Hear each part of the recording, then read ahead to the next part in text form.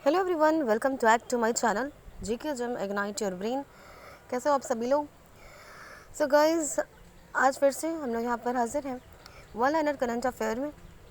तो चलिए बिना कुछ टाइम वेस्ट के शुरू करते हैं हमारा आज का news analysis. First news is world refugee day कब मनाया जाता है? 20 जून को मनाया जाता है। डेज़ के बारे में हमने पढ़ा था गाइस, डेज़ का मैंने पूरा एक जून में जितने भी इंपॉर्टेंट डेज़ हैं वो सारा मैंने पढ़ा दिया है, आपको याद भी हो गया होगा आपको तो। और अगर नहीं याद हुआ होगा तो आप उसे एक बार फिर से देख लो। तो हमने क्या पढ़ा था कि रिफ्यूज़ी डे, रिफ्यूज़ी आए 20 जून को और 21 जून को सबने मिलकर योगा किया। ठीक है, तो योगा डे सबको याद रहता है, आज योगा डे है वैसे भी 21 जून। तो 20 जून को रिफ्यूज़ी डे आए और 21 जून को योगा किया। Next, PM inaugurates Delhi's Pragati Maidan tunnel 5 underpass. PM ने प्रगति मैदान टनल को इनॉग्रेट किया है दिल्ली में।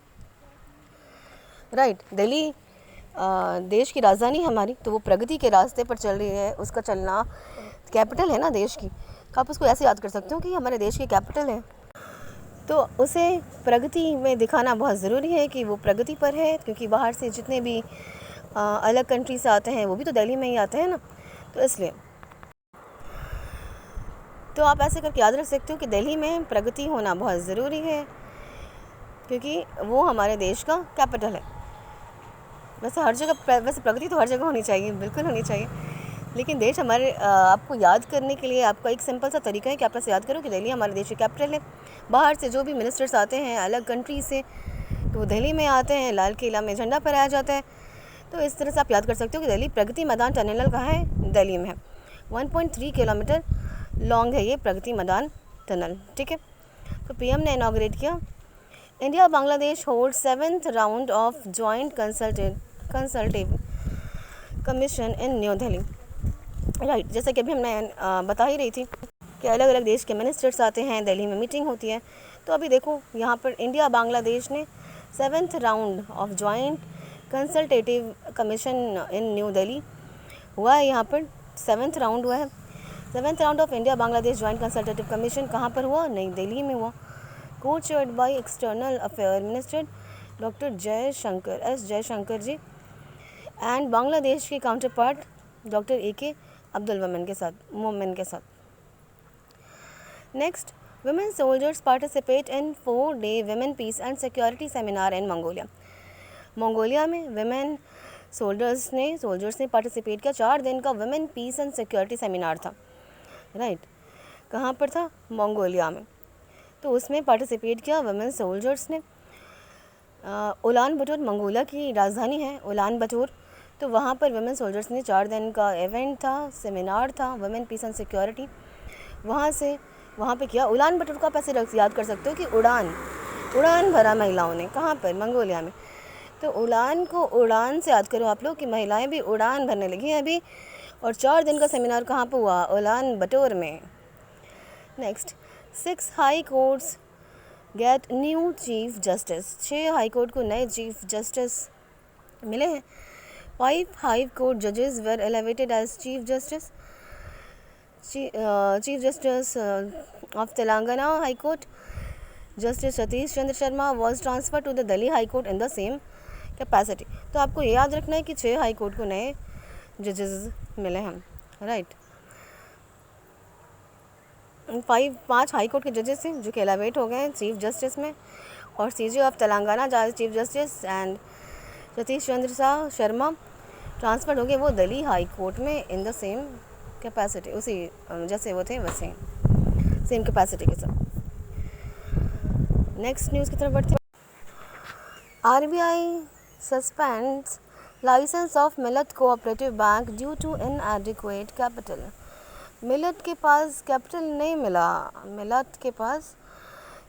मिला, तो इसलिए RBI ने सस्पेंड कर दिया उसका लाइसेंस। राइट, तो आपको ऐसे याद करना है कोऑपरेटिव बैंक ये कहाँ पर है? कहाँ पे? दावणगेरे इन कर्नाटक। ठीक है, बहुत नाटक मचा रखा था भाई ये मिलत कोऑपरेटिव बैंक ने। पैसा ही नहीं था इसके पास, कैपिटल ही नहीं था, इनएडिक्वेट कैपिटल था। चलो next, HSBC India will lend 250 million $250 million to Indian startup के लिए। फॉरेन लेटर है HSBC, उसने अनाउंस किया है कि वो $250 मिलियन को लैंड करेगा, देगा to startup in the country में स्टार्टअप के लिए, राइट। सो इसमें the bank did not specify the time frame for disbursal of the amount, कुछ टाइम फ्रेम नहीं बताया उसने। UPEIDA, इसके बारे में हमने पहले भी एक न्यूज़ पढ़ा था, Uttar Pradesh expressway industrial development authority. कुछ याद आया क्या पढ़ा था हमने? चलो कमेंट सेक्शन में बताना कि इसके बारे में हमने कौन सा न्यूज़ पढ़ा था इससे पहले। Has signed MOU with SBI, bank of Baroda, PNB and SEDBI to boost investment in the UP defence industrial corridor. ठीक है, तो UPEIDA ने SBI, बैंक ऑफ बड़ौदा और Punjab national bank and SEDBI के साथ MOU साइन करा है। किस चीज़ के लिए? टू बूस्ट करने के लिए, बूस्टअप करने के लिए UP defence industrial corridor. UP में डिफेंस इंडस्ट्रियल कॉरिडोर है, उसको बूस्ट करने के लिए UPEIDA ने साइन किया है। आपको ये तो नाम से क्लियर है, UPEIDA यूपी के लिए साइन किया है, यूपी डिफेंस कॉरिडोर के लिए। Punjab launches e stamping facility, abolishes physical stamp. Punjab ने क्या किया है ना कि जो फिजिकल स्टैंप होते हैं पेपर से जो बनते हैं, उन सबको उसने डेमो उसको क्या एबॉलिश कर दिया है, ख़त्म कर दिया है। अब इससे क्या होगा ना कि लगभग 35 करोड़ का बचत होने वाला है इससे, क्योंकि अब पेपर की ज़रूरत नहीं पड़ेगी। अब ई स्टैंप लॉन्च कर दिया है पंजाब ने, राइट। तो पंजाब ने ई स्टैंपिंग फैसिलिटी जो है वो लॉन्च कर दिया है। कंप्यूटराइज प्रिंट आउट निकलेगा इससे, और जो फिज़िकल स्टैंप जो अभी तक चलता आ रहा था उसको पंजाब ने ख़त्म कर दिया है, right. From any stamp vendor or from bank authorized by the state government, the stamp paper of any denomination can be obtained via e-stamp. अब e-stamp होगा पंजाब में। Next, well known photo journalist R Ravindran passes away. Photo journalist थे R Ravindran. कई बार बहुत ही important section हो जाता है ये ऑबिचुअरी की, अगर बात करें हम लोग तो इससे क्या होता है ना कि आपसे पूछता है कि ये जो आर रविंद्रन है वो किस फील्ड में वर्क करते थे। तो ये फ़ोटो जर्नलिस्ट हैं। आप याद रखना कि हमने एक फ़ोटो देखा था आर रविंद्रन का, तो फ़ोटो जर्नलिस्ट है ये आर रविंद्रन। वो click the iconic picture of Delhi university. ये स्टूडेंट का आइकॉनिक पिक्चर इन्होंने क्लिक करा था राजीव गोस्वामी का, right. So R Ravindran passed away. He was well known photo journalist थे R Ravindran, he passed away. China takes over as biggest importer of Indian broken rice, right. तो आपको ऐसे याद रखना है कि चावल इंपोर्ट करने में चाइना सबसे आगे निकल गया। इंडिया से चावल इंपोर्ट करने में च से चाइना, तो चावल इंपोर्ट करने में चाइना ने टॉप कर लिया, right. China emerge as the top buyer of Indian rice during the pandemic के थ्रू चावल इंपोर्ट करने वाला चाइना टॉप कंट्री रहा इंडिया से, राइट। 16.34 लाख मेट्रिक टन और 7.7% of Indian total rice export का 7.7% चाइना ने इंपोर्ट करा। European parliament votes to ban sale of new petrol diesel 2035 तक। क्या करेगा कि ये फाइट क्लाइमेट चेंज हो रहा है उससे लड़ने के लिए यूरोपियन पार्लियामेंट ने क्या करा है ना कि इसने अनाउंस करा है कि 2035 तक जितने भी पेट्रोल डीजल से चलने वाले व्हीकल्स होंगे उन सबको बैन कर दिया जाएगा। अब ये एक बहुत ही महत्वपूर्ण, बहुत ही इंपॉर्टेंट स्टेप है toward zero carbon emission. I can say कि उसने क्या बोला कि एक एम है कि आपको जितने भी व्हीकल्स हों वो सारे इलेक्ट्रॉनिक व्हीकल्स को बढ़ावा दिया जाएगा। तो इलेक्ट्रॉनिक व्हीकल्स को बढ़ावा देने के लिए ही ये कहा गया है कि अभी 2035 से बंद हो जाएगा, तो तब तक जितने भी पेट्रोल डीजल वाले चीज़ें वो धीरे धीरे करके बंद होना शुरू होंगी, है ना। सो दिस इज़ वाई ये बहुत ही इंपॉर्टेंट मूव है यूरोपियन पार्लियामेंट का। The move aim to step up fight against climate change से लड़ने के लिए to the faster development of electric vehicle. Author and Zen Buddhist priest Ruth Ozeki wins women's prize for fiction. Ruth Ozeki नाम है इनका। देखो ये एक बुक है, राइट। बुक का नाम क्या है? The book of form and emptiness. ये जो बुक है ये कहानी है एक बच्चे की, राइट। एक बच्चा जिसके फादर की ट्रेजिक डेथ हो जाती है और उसके बाद उसने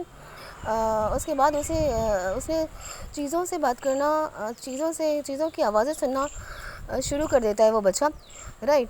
तो आप उसको ऐसे याद रख सकते हो कि वो बच्चा बहुत ही रूठ गया है अपनी ज़िंदगी से, क्योंकि उसकी ज़िंदगी में एम्प्टीनेस आ गई है उसके फादर के जाने के बाद, राइट।